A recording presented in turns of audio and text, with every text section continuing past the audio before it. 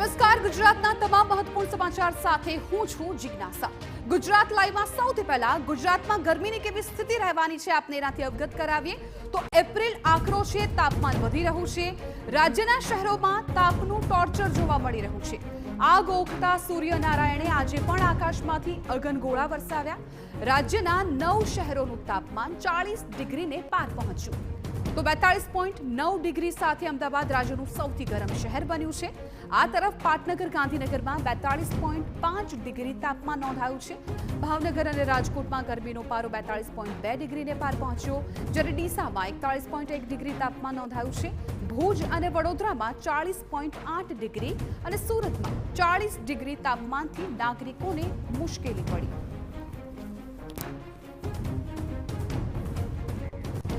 તો આગામી 4 દિવસ રાજ્યમાં તાપમાનનો પારો આકરી ગરમીનો અહેસાસ કરાવશે। હવામાન વિભાગની આગાહી મુજબ આગામી 4 દિવસ તાપમાનમાં 2 થી 3 ડિગ્રીનો વધારો થવાની શક્યતા છે। સૂર્યનારાયણના પ્રકોપને જોતા હવામાન વિભાગે આવતીકાલથી ફરી હીટવેવની આગાહી કરી છે।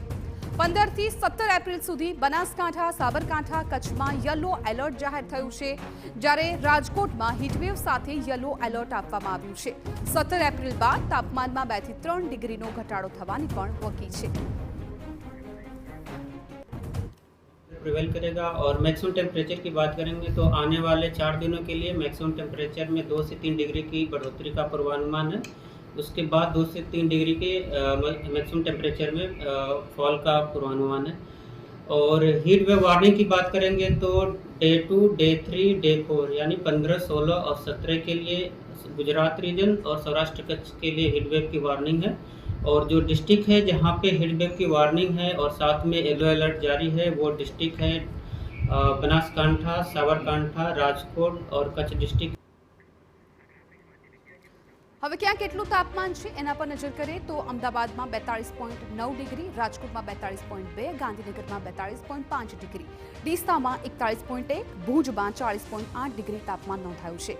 વડોદરામાં 40.8 તો સુરતમાં 40.1, અમદાવાદમાં સૌથી વધુ 42.9 ડિગ્રી તાપમાન નોંધાયું છે।